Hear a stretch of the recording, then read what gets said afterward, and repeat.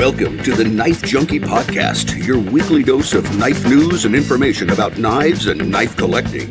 Here's your host, Bob the Knife Junkie DeMarco. Welcome to the Knife Junkie podcast. I'm Bob DeMarco. On this edition of the show, I'm welcoming back Tim Kell of Kell Knives to talk about the promising future of American knife manufacturing. As Tim and company come off their biggest year yet, and having heard firsthand of the trials and victories they've both enjoyed and endured to rise to prominence in the knife scene, I wanted to get Tim's thoughts on what it might take to reclaim and keep more of the manufacturing of our favorite collectible tools right here in the 50 states. Because after all, the world ain't getting any nicer. With the perspective of a Marine, a machinist, and now a successful business owner, I felt Tim was uniquely qualified to enlighten us on the topic. We'll dig into that heady subject, but first, be sure to like, comment, subscribe, hit the notification bell, and download the show to your favorite podcast app. And if you want to help support the show, you can do so by going to Patreon.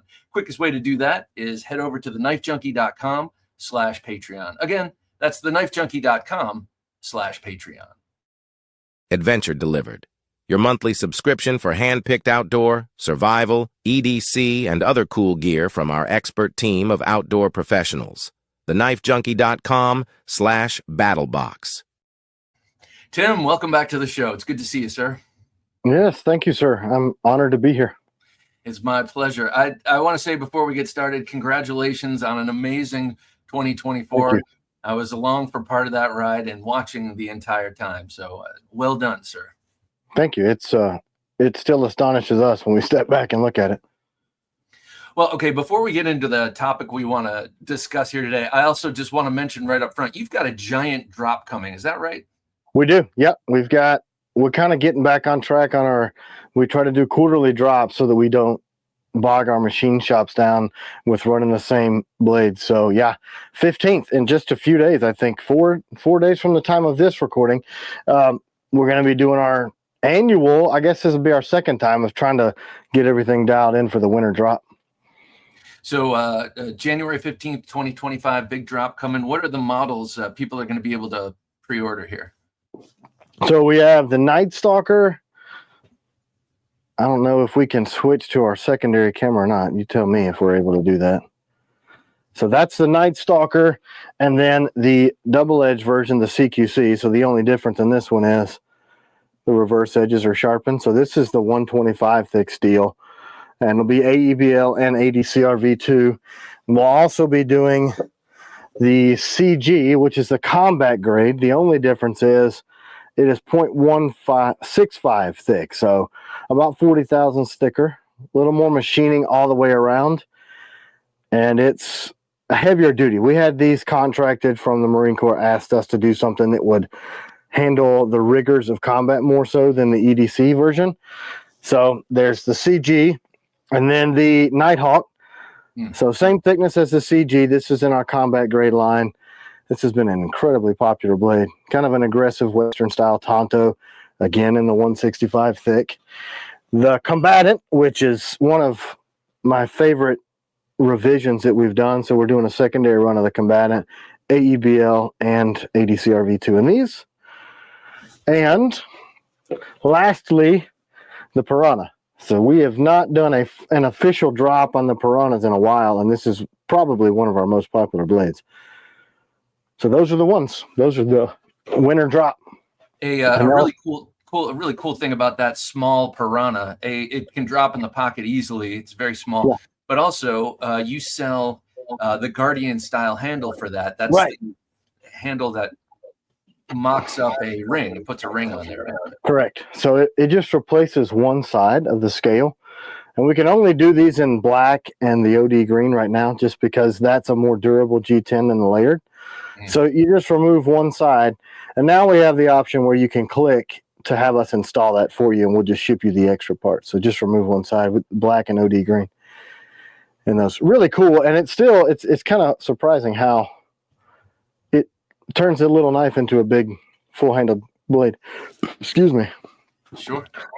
And one other thing I noticed that you and I haven't discussed is for the the adversary and the combatant lineup, you also have an aftermarket handle you're starting to offer. Tell me about that a little bit. I will, and I have one right here. Some people think the handle's a little small. Right. So we've had that feedback for years, and this has been in development for 2 years now. So what we did, and I don't know if it'll pick up on camera, it's two handles like a standard scale, but it extends here, and then we push up into that second finger well to give you a full grip. So now you've got a full grip beyond your hand, and we used my same ergonomics so that it's comfortable both forward and reverse, and added this recessed lanyard loop so that you wouldn't have the lanyard so high up. So we're skipping the third hole that's still on the knife beneath it, so you can see the screw orientation. And then these are going to be black and olive drab too. We're going to try to release these in more colors. Maybe my Carta will stand up to it as well. But it's very, very comfortable, incredibly comfortable. So I'm actually using the version for the EDC knife on my Striker. It's been my carry. Oh, so nice. We have them for the EDC, the Guardian, which I know you have also. So, you know, for $40, you can add and have an entirely new knife. So we'll have an extended grip for the Piranhas are coming too. Oh, okay. So that'll work on the Guardian, the triple-edged Warncliffe. Right. That works on the Guardian, the Raider, the Taylor's Ridge. I think that's it. Yeah, that's it. All right, Tim. So this is going to seem like a gimme kind of question or something so obvious, but why, speaking of American manufacturing, why do you think it's important to keep as much of knife manufacturing from American companies, of course, in the United States?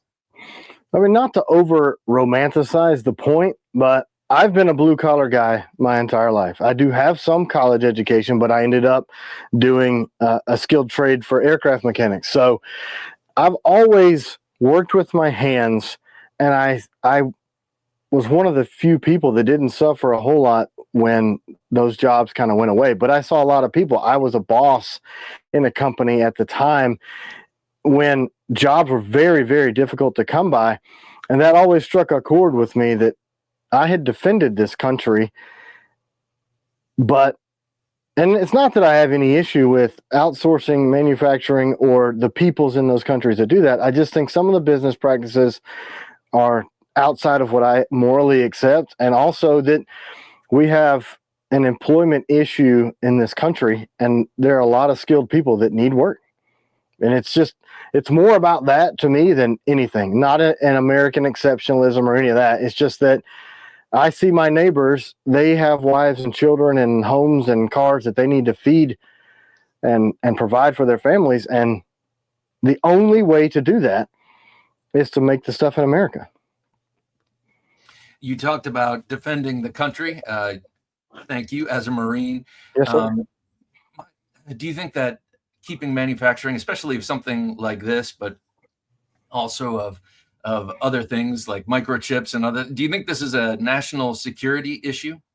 100%. I mean, if you look historically at world conflict, and we don't want to get too far into how near the world may be to that, but every time that happens, the countries internalize all of their technology and their manufacturing import-export capabilities because it's a security risk to bring in warring nations' products, and they're keeping them for themselves to fund their machines. So, yes, and from a technological standpoint, there's enough evidence that is not circumstantial that the people that mean to do harm to the American way of life and our abilities to live comfortably, that's in these electronics. So absolutely, it is a tremendous risk to the United States. And it's not that we deserve to be the most powerful place or anything like that, but I think it extends further into they don't want just their piece of the pie. They want us out. And we have to insulate ourselves as a people against that. Yeah, it's pretty crazy. You know, talking about knives, it's a little different than microchips. It's kind of all part of the same pie. Microchips, they have these back doors, and they can hack into whatever we're using those in. Fortunately, you can't do that with a knife. You can't hack into a knife. That's good. You can hack into packages with a knife, but not exactly. That's the similarity. Well, here's as someone who's not a manufacturer myself, but I love designing knives, love drawing knives, and coming up with ideas. For me, it's somewhat fortunate that I'm not as interested in folders as I once was, or as many others of my peers are. If you're making a folder, if you're designing a folder and you want that manufactured, it's a different question than me drawing up the Nova 1 or the Agent 001 and sending to someone such as yourself. It's a little bit different with a folder. And I know you have recent folder experience. Yes. Would you say that's right? Oh, 100%. I mean, we're just coming off of drawing, trying to do ourselves in-house, learning that process ourselves, and trying to find people in the United States to help us work through the issues and bring our manufacturing online to the point. It took 3 years. And we're still not in the States manufacturing a folding knife. It is a completely different ballgame. And we just don't have the ability to do stuff like that on scale. It is small boutique places that do it, and that costs money. Tremendous amount of money. It was a nightmare. We've almost walked away from that project so many times.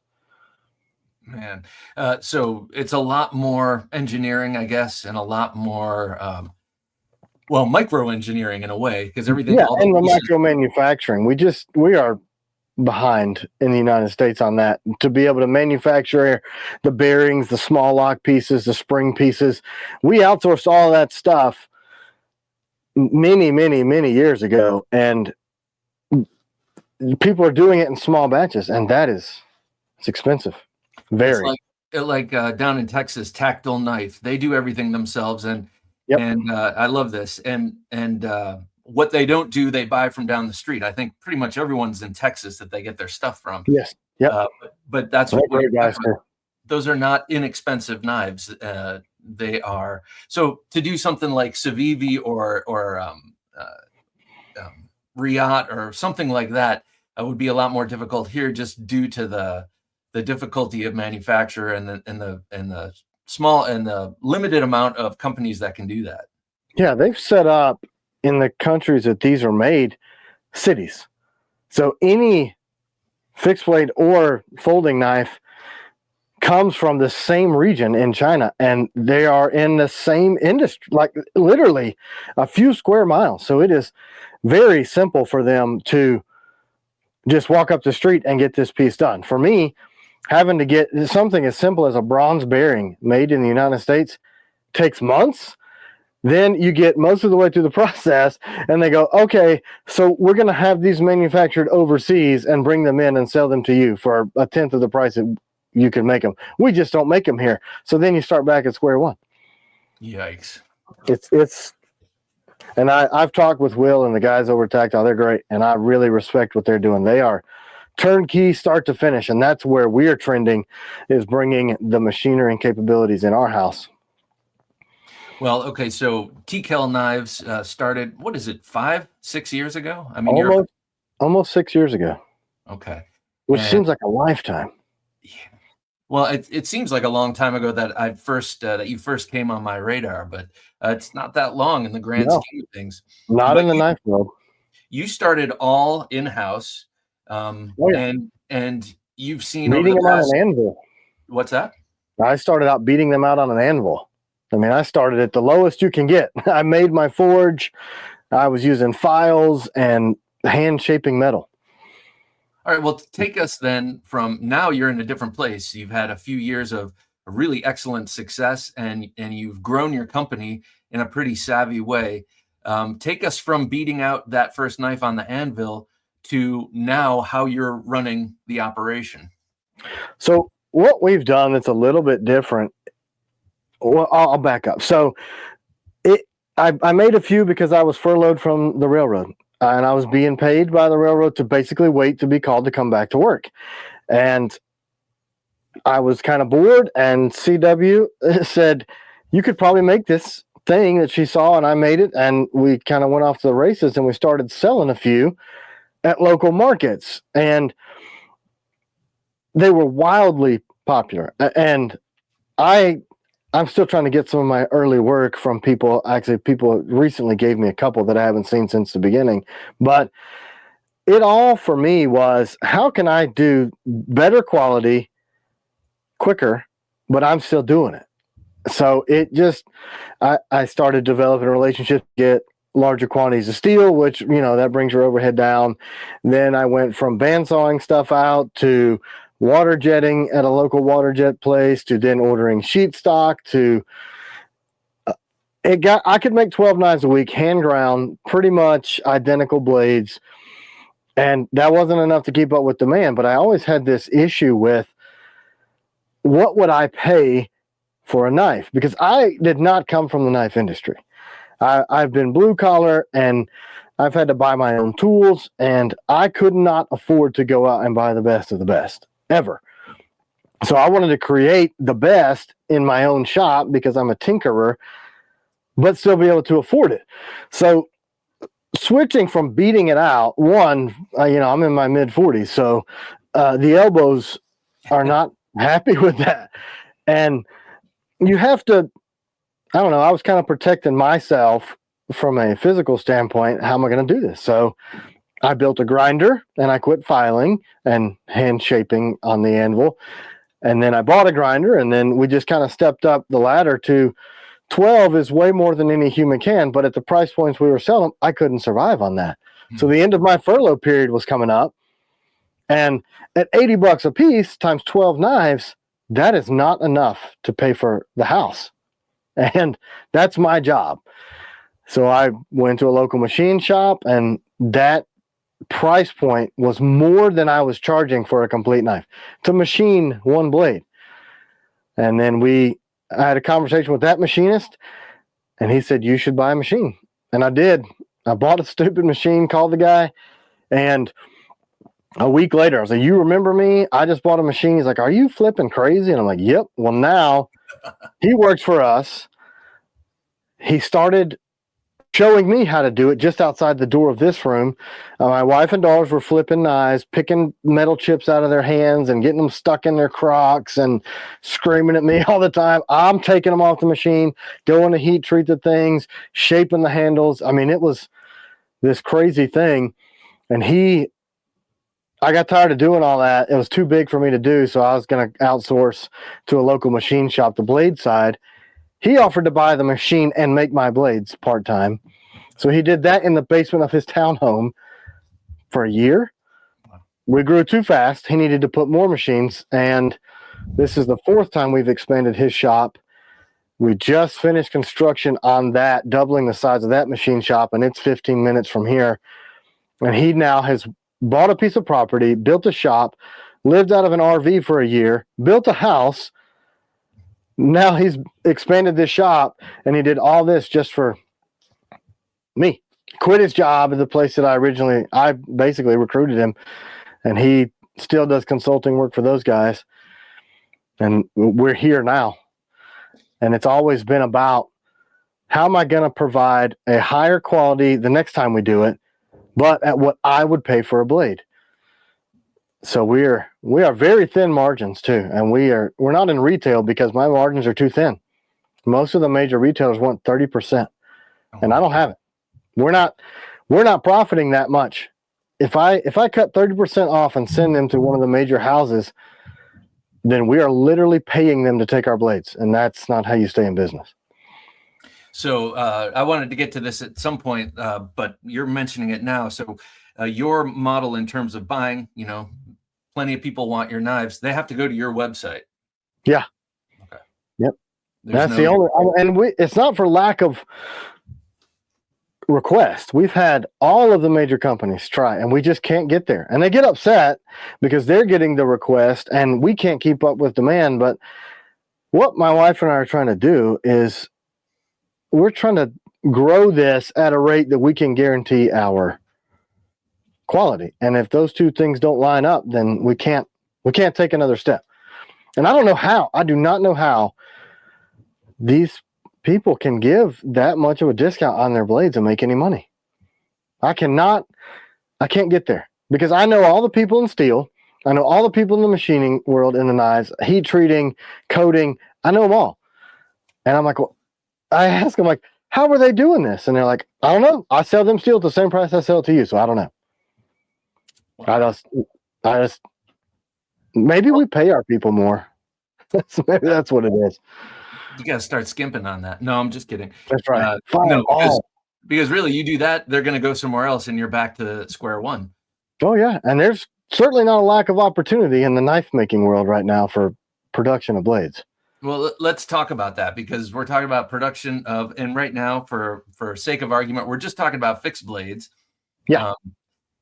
It seems like your model, the model you've sort of spearheaded in many ways. I mean, at least in my mind, and I've spoken with a lot of knife makers, seems to have caught on, and it seems like there are a lot more opportunities if, say, you're a machinist or a designer who wants to have your stuff made here, for that to happen in the States. How have you seen that take off?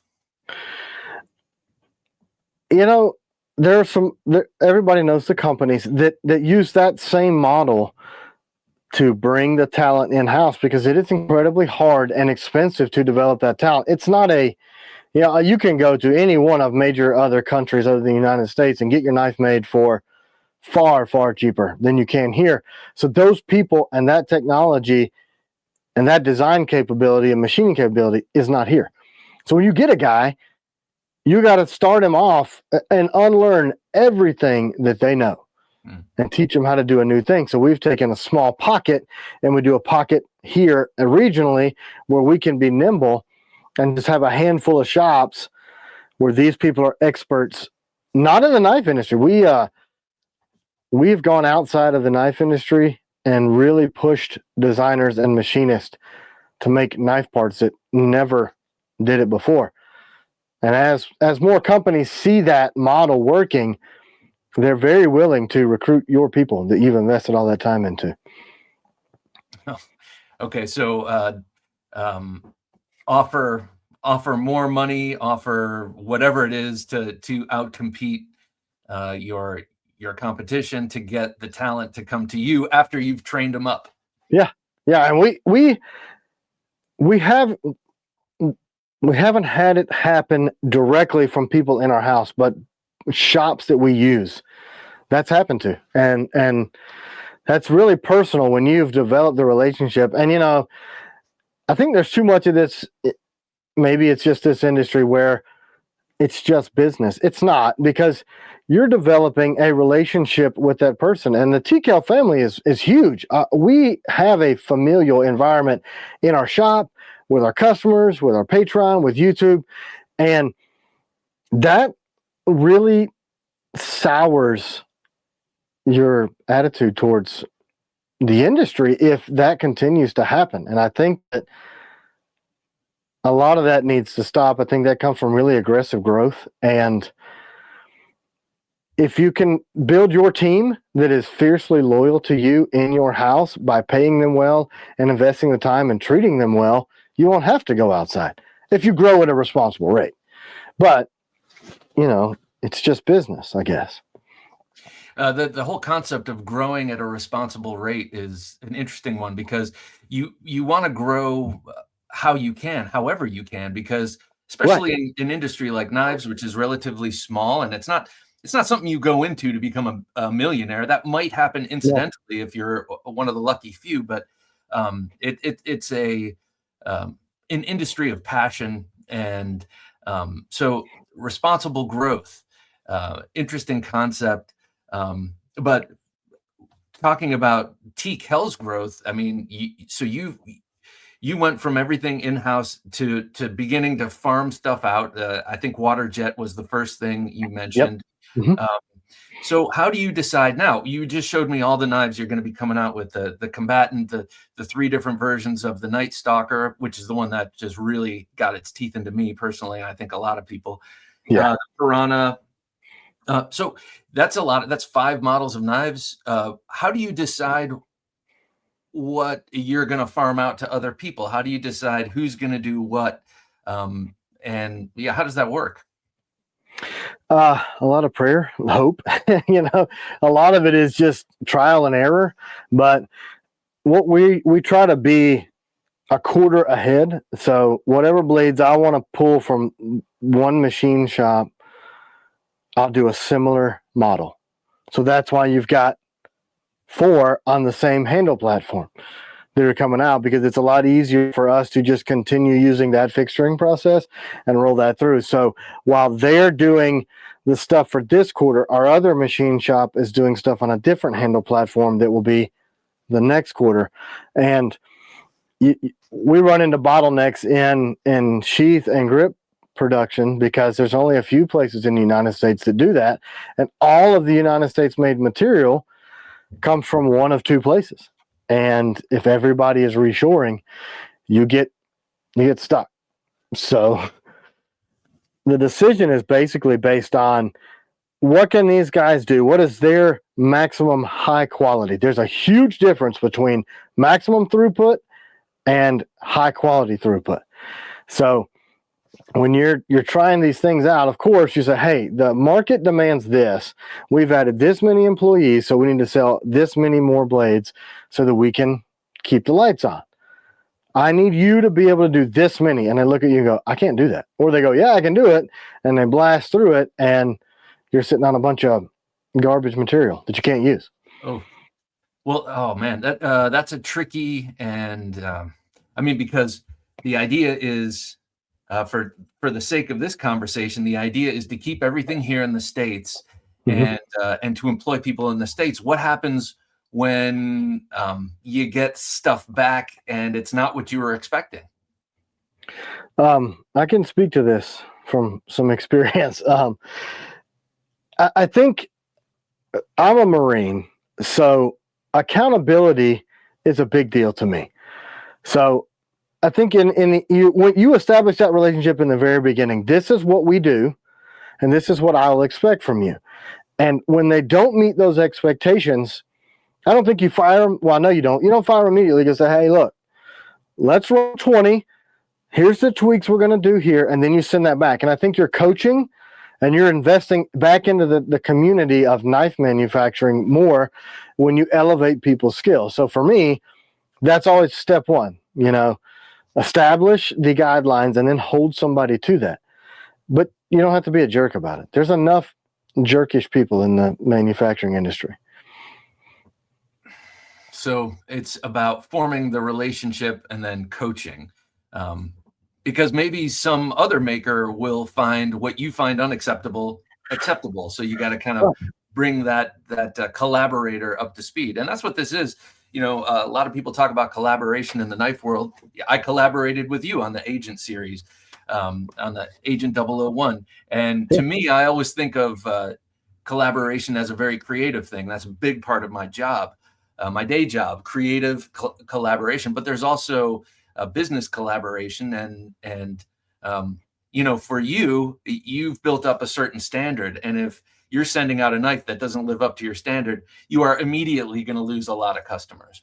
Yeah, and we want customers for life. We want family members and friends through this business for life, and it's hard to teach that to a vendor, that I want you to look at this blade like it's your name on this knife. Would you be okay paying X dollars and getting this and seeing that? And that's not manufacturing. That is not what people do. They want maximum output, cheap as they can get. They don't really care.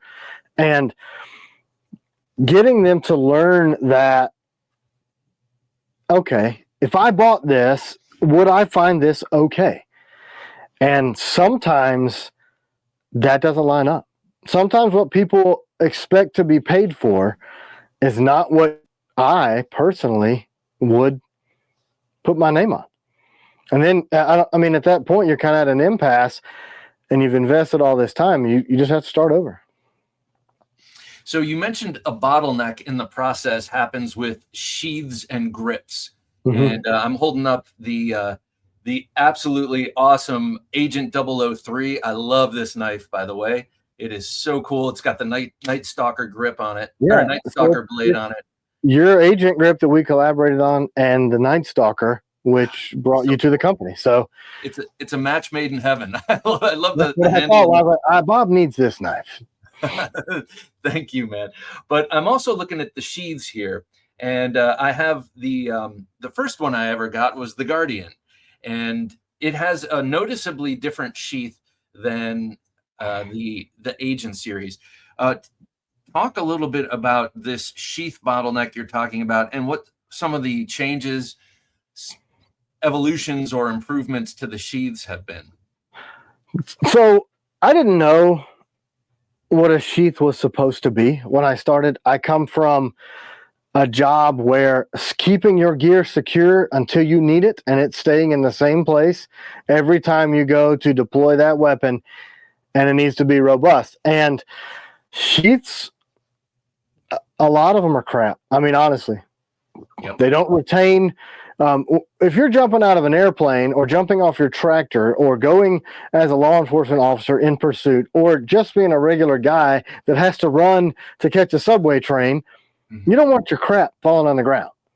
And I think that people missed the boat on that, or maybe they didn't. I couldn't find what I wanted. So again, you've got to reteach people that know how to do stuff in the thermoplastics industry or in a machining industry, and they go, no, that's not how you make a sheath if you try to go in the knife industry. So you got to, again.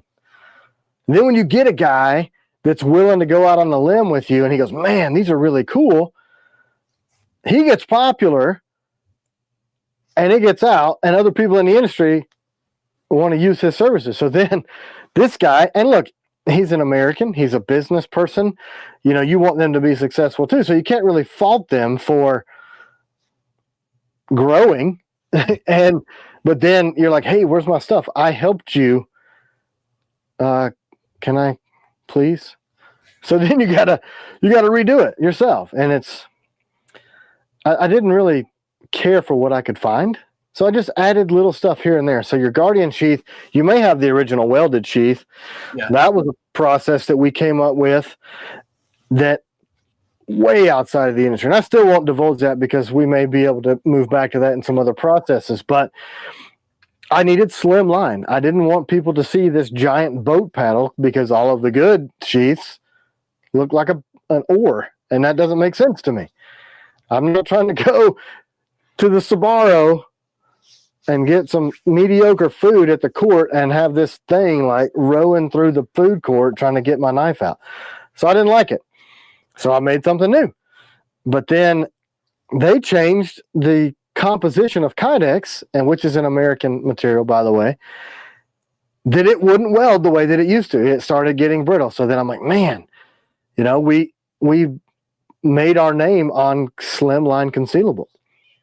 So then I'm like, how can we do this? So we went to the micro rivets. Those micro rivets, as you can tell, are 60% less room than your standard rivet. But then I wanted to be able to mount stuff still and still get the same retention levels that we were having before. So we had to start over. And making molds for sheaths is expensive. And getting the retention, that TKL snap that we're known for, that's hard. And again, they didn't make these rivets in black. So we had to have all these conversations for months. Like, man, this is what we need to get the retention and still get that slim line sheath. We sacrificed a 1/16 of an inch width versus the weld in the new one.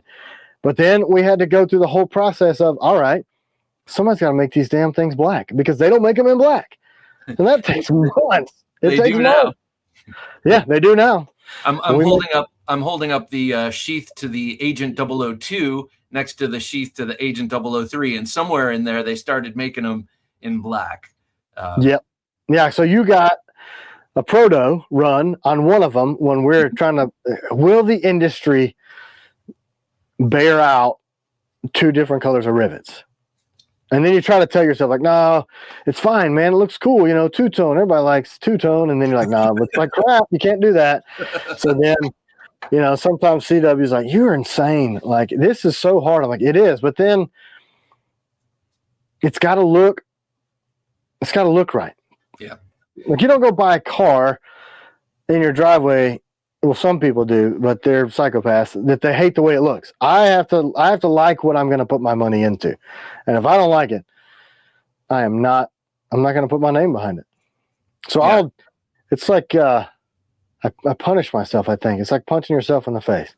We need new, and it's going to be incredibly difficult. It's going to slow production down, and it's going to be tough to do, but hey, let's do it anyway. Well, you know, it just shows that you care, man. I also like how you've put slots on both sides now, which really add to the lashing options. Yes. But it somehow has not really broadened it out. You don't have that boat or that paddle you're talking about. It's still about the width of a belt, of a standard belt. Yeah. Yep. A 16th of an inch was the difference between welded and that. And I was missing the boat on being able to use soft loops. So the internal pocket of that lower, I mean, I've got a million sheaths somewhere around here, but this pocket is the same width as the hardware. So you can still use your same mounting hardware, and you have just enough for the heads of those to sit flush, but you don't need all of this. So I'm telling you, I don't know why I do these things. It's like torture. Well, before we get off the sheaths, I want to say, yes, they do have great retention, and they have that nice snap, and you can kind of shoot them off the blade with your thumb, which I love. But another thing I can't stand in sheaths, and I just got a great knife yesterday that has this issue, is too much retention. You don't want to be fumbling. You don't want to be pulling your pants up around your midsection trying to remove your knife. There's a very thin line between not enough and too much retention. Yeah, it's like the scene from Napoleon Dynamite. Yeah, you can't get the thing out. We get those videos. We just made a change of the Piranha sheath to that, where these have too little retention. Like, okay, I was hand forming a lot of those to fix the retention. Then we fix it through a redesign, and then we get videos of people like, damn it. There's a middle ground. Yeah. And that's heat, that's kydex thickness, that's how much you grab on the handle. It's how far it goes up the handle and all that stuff, I'm sure. Yep. And so concealable. I'm interested in materials and the challenges you might come up against with getting enough materials, American materials. You mentioned kydex is a U.S. material. But I'm sure there are plenty of cheap foreign options in that realm. Also steel and G10 and micarta and that kind of thing. Handle materials. What kind of challenges do you run up against keeping everything U.S. based when it comes to acquiring materials? I think G10 is our biggest point of consternation where, you know, again, I've come up with all these stupid custom grips that everybody loves that take 8 weeks to manufacture. So, and, you know, we'll put the orders in, and then, you know, 8 weeks, you got customers like, hey, man, I ordered this knife, and, you know, you said, you know, and here you are calling, like, hey, where's this material? Like, oh, sorry, we're 6 weeks behind. So if you want to be on the cutting edge of making your own stuff, and rely on United States manufacturing, sometimes you're going to have to wait. I mean, we could make so many knives if we could get the blades or the grips produced, or the G10 material produced at the same rate we do blades. We'd make 4 times more, but we don't have the capability. So we cannot grow to that point until we can wrestle that to the ground. And there's two people in the United States that make G10. Two. Oh, really? 2. Yeah. One on the East Coast and one in the middle of the country. And if you want custom material, you're going to have to wait. Now, I might be mistaken about this, but you guys feature this burl G10 where it's layered, 2 different colors layered, but each layer contains both colors and they're swirled together, and it's beautiful. You get a really amazing effect. I love the woodland burl and the gray man. Is this something you invented? Because I don't see it anywhere else. So I saw a sample of it at Blade Show after we were already using this G10 manufacturer. I saw a sample, but it wasn't exactly that. They had used it in a different way, and I just kind of dismissed it because I'm like, that's but then I was getting inconsistencies in the layering of my G10, and they would kind of get this ombre or whatever look you want to call it. And I was like, man, that's pretty rad. So I called them and said, hey, you gave me these teeny tiny samples you sent me a couple years ago. Could you do this and this and this instead of what you sent me? And they're like, I think so. So they sent it to me and I got it. And it was one of those, holy crap, this is freaking awesome. And so now my weird brain, or we take suggestions from our community of new colors. I just say, hey, can you do this? And they do it. Like this new one, this is coming out soon. We just finished it last week. I mean, this thing is beautiful. Ooh, that's 3 colors on a mercenary, a knife I want to talk to you about. Man. So this is high vis and gray man, effectively. So it's a tricolor, but the high vis stuff is pretty rad. Let me see if I can. I was going to see if I can find my black light, but it lights up like fire under a UV light. Which if you hunt, that's how you track animals. And if you drop your knife on the ground while you're cleaning an animal, that's pretty useful. Where's my thing? Oh well, I don't have it. I had it earlier today. So it doesn't just look cool. Oh yeah, it's functional, but again, like an idiot, it takes twice as long to make. So we got it in. It was inspired by a color on one of my favorite rifle companies that we do some work with. And I just wanted to do it. And now here we are. Everybody's like, wow, that's incredible. I see a sapper behind you. I'm going to talk to you about that. I need to get my hands on a sapper and a mercenary. I know that you like the big blades. What's that? So I know you like big blades. Yeah. So that's the sapper. But this is generation 1. The new one has the jimping here. And I opened this up. And that's another one of those manufacturing things where people like it, but then they give you feedback like, hey, I'd like to be able to put my finger in here. And then you can really, really make your machinist mad. So how important is it to you and TKL Knives in general to be, you're growing, and of course you want to get as big as you can while you're still putting out as high quality knife as you're aiming to put out, but at the same time you want to remain small enough that you can be nimble with that kind of thing.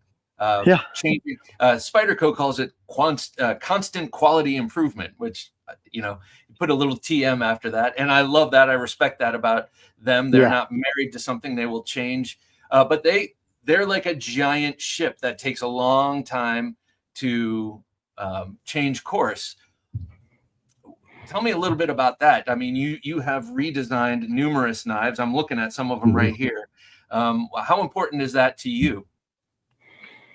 I don't think we want to be a giant company. Actually, I know we don't. I don't really have any aspirations. My wife and I, we just don't. So I think we want to stay whatever size that is, where we can be nimble and listen to the industry and kind of pivot a little quicker, because I don't want to be married to something that is a bad idea. I might think it's cool, but if the consumer doesn't, then there is no point. I can hang it on my wall and go, hey, here's a prototype of knife I love, and I don't understand why you people didn't like it, but I'm not going to push it into production or leave details out that we could add for the sake of we have to make 1 million of these before we break even. So for me, it's all about the function. I mean, our name is on that, and this is our livelihood. I want to be able to hand this down to our kids, and I want our employees to be able to work here as long as they want. And if we grow too fast and can't respond to what the industry or the customer wants, then that doesn't make sense to me. One thing that I really like about your company that you don't see as much in smaller businesses is your appetite for collaboration. I'm holding Jared Neves FLN in my hand. You've collaborated with myself, Tomas Alas, Imre Morgenstern, and Frogman Tactical, and I'm probably missing some. I think Tarani. Oh, I'm sorry. We did Steve Tarani. Steve Tarani and lot, and I know I'm missing one, and I'm trying to forgive me. Anyway, Outer Limitless. Yes, thank you. Great blade. So you can do that because why? Well, how are you able to do that? I know like Boker and these giant companies do a lot of that, We Knife and Riot and that kind of thing. But you're a much smaller operation than those companies, and yet you have some of the greatest, finest collaborators there are. How is that? How is that possible? And how do you like how that works? It's another one of those things that I love other people's perspectives on things. And when somebody shows something I like, I'm like, man, I want to do that. So that's exciting to me. And if I get excited about that, I think the customers would too. But from a business and knife making standpoint, it's not really that smart, because if you're constantly coming up with something new or onto that next collaborator, it makes it more difficult to produce high numbers of your staple products. So it's fun for me. I think it's fun for the consumer too. And I just have really patient people that work with me because I'm creative. Like, you sent me a drawing of a knife a while back, and it's been in my head until I can get that thing made. But there are plenty of our other blades that people love that we really need to focus on. So this year we're doing less collaborative work. Releases anyway. I'm still designing those blades with you and others in the background, but we have to be. It's hard to do. It really is. Well, the give and take is easy. The design process, easy. It's, hey, new sheath, new grip, new blade, new processes. Let's go. And then you push all your resources at that, and then you're like, hey, where the hell are my Night Stalkers? Like, well, you pulled me off to do this other thing. Yeah, that's exactly what I was going to suggest. Like the Night Stalker, which really puts you on the map, I would say. Would you say that's is still an amazing, one of your best? I mean, they're all the best, but this is one that you're going to have people, Knife Junkie logo. You're going to have people coming back forever. As long as TKL Knives is around, this is a staple. People are always going to want this knife. So it's interesting as you bring more models in and create more collaborative relationships. You still have to manage this. You still have to. And I'm bringing elements from those collaborative efforts or new things that I learned, and I'm backing into those knives. So we do a new knife, and I'm like, man, I really like this feature that we did on it. And I tell our team, I'm like, hey, we need to go back and do this on the Combatant. We need to go back and do this on the Night Stalker. So that is to say that this year we're bringing some of those design elements that kind of set the bar higher. We're backing into the Night Stalker so that it will be design-wise fresh, but still the Night Stalker. So we're just adding the elements of people go, man, that was really cool. I wish you would do that on fill in the blank. And I go, well, you know what? We will, which is a whole lot easier when we back into like some of the design elements that you and I did on the Agent. I'm pulling those ideas into the other blades, but they'll still be the same sheath, the same blade platform, just little refinements to that. And I'm pretty excited about that. Well, something that comes to mind immediately, and I'm holding up the Agent 003 next to a Night Stalker from, I don't know, maybe 2 years ago. And there is a substantial change in the thumb ramp on the Agent version of that knife. You've added this fantastic jimping, and in the older version, or in my version of the Night Stalker, there's sort of indexing jimping. It's there to kind of let you know where your thumb is, but it doesn't have that same grip. Is that sort of an example of what you're talking about? Yes. So we're adding that more aggressive, more functional jimping. And that style of jimping came from, there's a slight kerf on water jet. So when your sizes or blades are different, and in the beginning we didn't know as much as we know now about machining and fixturing and holding those things down, so we couldn't put those really identical every knife every time in, because water jet's not perfect. So now we're going to start machining the entire profile of the Night Stalker like the CG, put heavier jimping in, and add some other yet to be announced features from some other blades into that. So yes, that is one of the things, because that jimping on the Agent is great. Yeah, it is.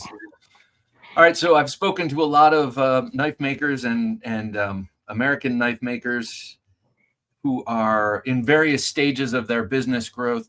What advice would you give, maybe without giving any of your own secrets away, but what advice would you give to companies that are coming up and really want to remain USA centric companies? Like, how do they grow? What do they do? I think you just have to do what you know is best for the customer. And it's going to cost you 3 to 4 times more to do it in the States. And you have to reconcile that in your head, that there are people that are not going to spend their money that way. And that this is not a quality question. This is, if you really want to make something in the States and invest in your neighborhood and the capabilities of manufacturing in the United States, reconcile that your stuff is going to be different than the guy that can undercut your price by 60%, and just leave it there. And just say, I want to design this, I want to do it, and just be creative in how you go about those things. And I almost hate to say this, but one of the biggest blessings in disguise for me was that people didn't want to tell me how they were doing stuff. Even the U.S. manufacturers, they didn't want to say, well, when you go to make a blade, you need to fixture it this way, and you need to use this tool, and you need to clamp it out. And I get that. You know, that's their proprietary way that they've done it. They don't want to tell you how to do it. Don't be afraid to be creative and come up with a new way to do stuff, because I can tell you, I have seen a lot of knife manufacturing, and TKL does not do it remotely the same as anybody else. We just don't. And I think that lack of people being willing to show me what they were doing, and my lack of not exactly caring what so-and-so was doing, and I didn't copy their designs, and I don't copy their manufacturing style, so my stuff doesn't look like their stuff. I think just be true to your designs and be creative. Calling the #1 knife heat treating place in the country and the #1 knife manufacturing place in the country, and wherever your Google search finds you, what's the best coating for knives? Well, just find the best coating for whatever it is that you want to do and figure out a way to put that on a knife. And we need more diversity in blades in the community. And I think the more people that would be willing to go out on a limb and kind of do small batch and explore different technologies, I think the industry will be better and strong for it. Because variety for me is, on the walls behind me are 50 knife makers stuff that make incredible stuff, and 15 firearms manufacturers. So I'm not married to one thing, and I just use inspiration from everywhere. Yeah, the nickel boron coating that you feature on your blades is a perfect example of that. Yeah, it is. I mean, there's nothing wrong with the other coatings that people use, but what I wanted out of a coating wasn't there. And I knew about nickel boron from firearms, and I accidentally fell into finding a place that would do it. And they're like, I don't know, it's never been done. So I'm like, well, I mean, if you can put it on a piece of metal, can you put it on a piece of high carbon metal? And they're like, yeah, we could probably do that. And I'm telling you, that's another one of those expensive, time-consuming, almost walked away from, completely own recipe for doing blades things. But I think it's a unique offering, and it's a high-speed, high-durability coating. I just stay the path. I think your not being a knife guy before you got into this really, I mean, it was apparent to me at the very beginning when you were doing videos out of a different room in your basement, I think your shop.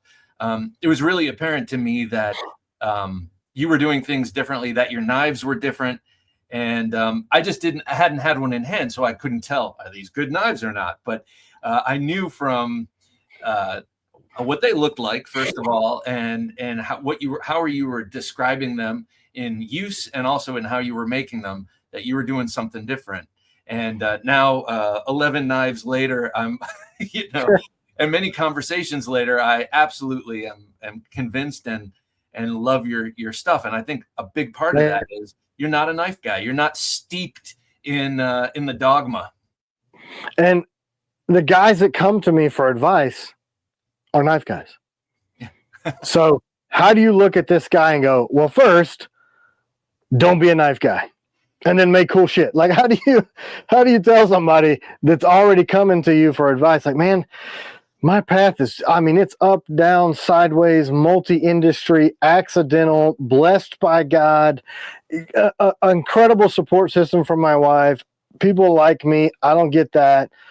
How do you teach that? Like, I say, all right, are you a car guy? Are you a gun guy? Are you an electrician? And, like, I worked on aircraft that cost millions and millions of dollars. I mean, it's tough. I guess you have to be a little bit of a creative nut job. And a little bit of a bulldog, I would imagine, too. Yeah, there's no secret in the industry. I can be a little bit of a go-getter, and I just don't stop. Well, okay, as we wrap here, something you mentioned early on, and we don't talk about this much on the Knife Junkie podcast, but I think it's an interesting thing. You said, it's my job as a man to provide. And so you had to figure something out when the chips were down, and you did. Just what do you think about that? How would you say that you kind of accomplished that mission and are currently every day doing so? I mean, you know this, and we know this about each other. I believe in God. So 99% of that is help from my faith. And I've always believed that that's provide and protect. So I feel like I'm uniquely capable to do those things. And I did this for years and years and years.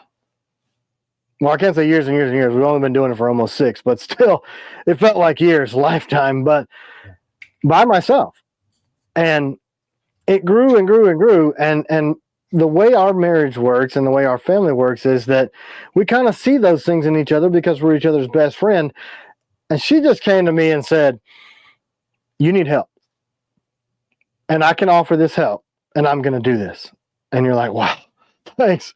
So there's not really a secret to how I figured it out. It's just, I'm uniquely blessed with the best wife in the world who recognizes her strengths and where my deficiencies are. And we have some wonderful children that are the same way. And it's almost magic, Bob. I can't really tell you how we figured it out because it's just, I really don't know. I don't know. Well, it's working. Whatever it is, it's working. I know. It's hard. It's hard to give that answer to somebody like, how did you do that? Yep. I mean, I remember we hired our first employee who recently left the company, and I only hired somebody because I was drowning.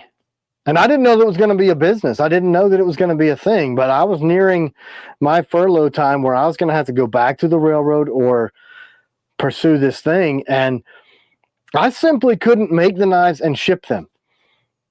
And then he came on, and the two of us couldn't make the knives and ship them. And then my wife, Suzanne, she goes, you need help. And then she took that over, and then she got overwhelmed with it. And then she became her own YouTube personality and huge part of the company. Now my daughter does the shipping and customer service stuff. So I guess look to your family to help you. because nobody's going to care as much as the people that live with you.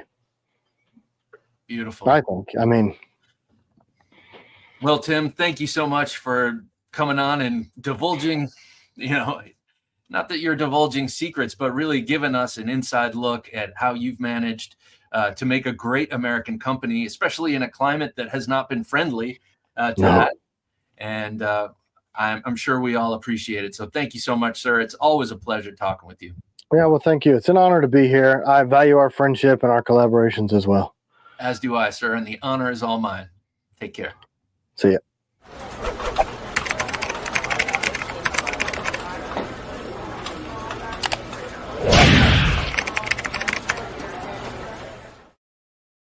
There he goes, ladies and gentlemen. Tim Kell of TKell Knives. Be sure to check out their drop. Go to their website, tkellknives.com.